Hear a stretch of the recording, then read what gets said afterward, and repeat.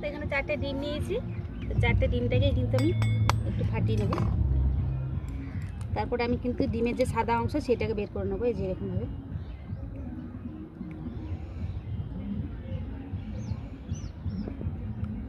সাদা অংশটা আলাদা করে নিয়েছি, ওগুলো আলাদা করে নিয়েছি। এরপর আমি মাটির কড়াইটা চাপিয়ে দিলাম।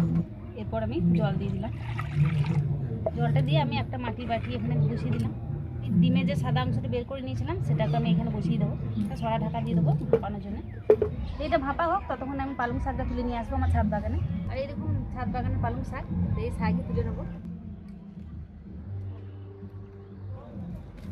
বন্ধুরা এই পালং শাকই আমার হয়ে যাবে। এই দেখুন অনেকগুলোই তুলেছি, ধুয়ে নিয়েছি। এরপর আমি এটাকে পেস্ট বানিয়ে নেবো। এরপর এর সাথে দিয়ে দেবো আদা, রসুন, কাঁচা লঙ্কা, টমেটো আর পেঁয়াজ।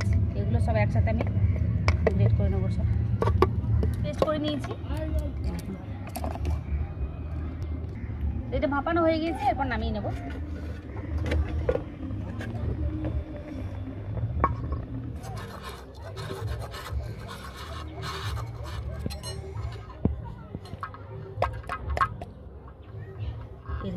কতটা সুন্দর হয়েছে, একদম পনিরের মতো।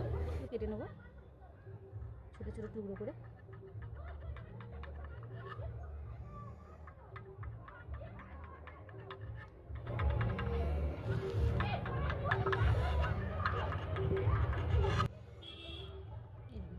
কতটা সুন্দর হয়েছে দেখুন, একদম পনিরের মতো পিস পিস করে নিয়েছি।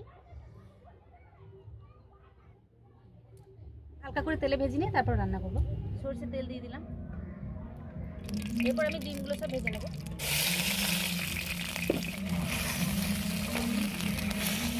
খুব বেশি ভাজবো না, কালার চেঞ্জ হয়ে যাবে।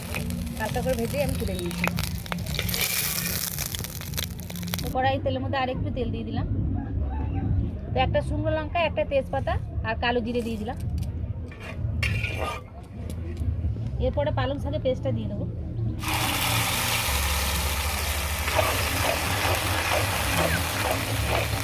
তো মিক্সি জারটা ধুয়ে আর একটু জল দিয়ে দেবো। অল্প একটু জিরে গুঁড়ো দিয়ে দিলাম, হলুদ গুঁড়ো দিয়ে দিলাম আর লবণ দিয়ে দেবো স্বাদ মতো।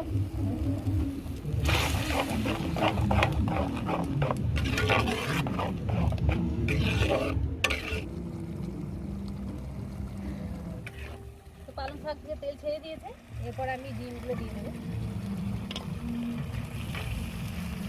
ডিমগুলো দিয়ে আরও কিছুক্ষণ ফুটিয়ে এটাকে নামিয়ে দেবো।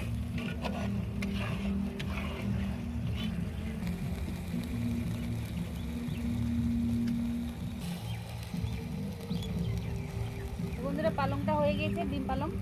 এরপর আমি এটাকে নামিয়ে নেব।